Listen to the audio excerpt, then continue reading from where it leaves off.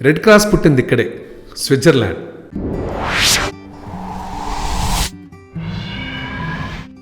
Switzerland పిల్లలకి ఇష్టం లేని పేరుతో తల్లిదండ్రులు పిలవకూడదు. అది చట్టరీత్యా నిషిద్ధం. పార్లమెంటులో పాస్ అయి చట్టమైన దాన్ని దేన్నైనా అక్కడి ప్రజలు కోర్టులో సవాల్ చేయొచ్చు. చలి ఎక్కువే, శీతాకాలం 20 డిగ్రీలు కూడా నమోదవుతుంది. తాజా లెక్కల ప్రకారం ప్రపంచంలోనే ఎక్కువ ఆయుర్దాయం ఉన్న పురుషులు స్విస్ వారే. కుక్కల్ని పెంచుకోవాలంటే పన్ను కట్టాల్సిందే. వాటిని ఎలా చూసుకోవాలన్న దానిపై కూడా ప్రత్యేక శిక్షణ తీసుకోవాల్సిందే. సంతోషంగా జీవించేందుకు ఇది చక్కటి దేశం. వరల్డ్ హ్యాపీనెస్ ఇండెక్స్లో డెన్మార్క్ తర్వాత ఇది 2వ స్థానంలో ఉంది. 18 ఏళ్లు దాటిన స్విస్ యువకులు తప్పకుండా మిలిటరీలో పనిచేయాల్సిందే. మహిళలకు మాత్రం ఈ నిబంధన లేదు.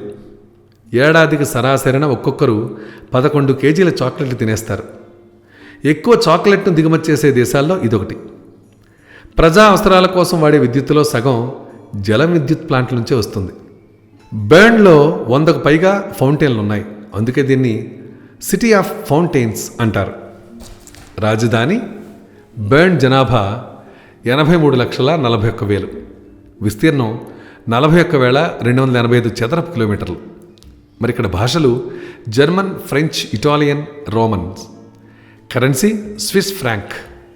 జెండా చతురస్రాకారంలో ఉండే జెండా వాటికన్ సిటీ, స్విట్జర్లాండ్కు మాత్రమే ఉంది. మొత్తం ఎరుపు రంగులో ఉండి మధ్యలో తెల్లని ప్లస్ గుర్తుంటుంది. అది వారి సేవా దృక్పథానికి ప్రతీక. ఐరోపా ఖండంలో ఉన్న స్విట్జర్లాండ్ దేశంలో అతిపెద్ద నగరం జ్యూరిచ్. 60% భూభాగంలో ఆల్ప్స్ పర్వతాలే ఉన్నాయి. మౌంటే రోసా అన్నిటికంటే ఎత్తైంది. ఏకంగా 24 పర్వతాలు 4,000 మీటర్ల కంటే ఎత్తున్నాయి. ప్రముఖ స్వచ్ఛంద సంస్థ రెడ్ క్రాస్ పుట్టింది ఇక్కడే. ఇక్కడ జెనీవాలో దీన్ని 1863లో ప్రారంభించారు. ఇక్కడ అందరికంటే ఎక్కువ జీతం వచ్చేది ఉపాధ్యాయులకే. జపాన్ తర్వాత సమయానికి రైళ్లు నడిచేది కూడా ఇక్కడే.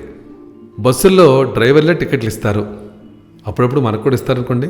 ప్రపంచంలోనే పొడవైన గొత్తర్డ్ సొరంగం అంటే రైల్వే టన్నెల్ ఉన్నది కూడా ఇక్కడే. దీని పొడవు 57 కిలోమీటర్లు. అందులో 2.3 కిలోమీటర్లు ఆల్ప్స్ పర్వతాల కింద నుంచే ఉంది. ఇటు నుంచి అటు ఎక్స్ప్రెస్ రైల్లో ప్రయాణించేందుకు 45 నిమిషాల పైనే సమయం పడుతుంది.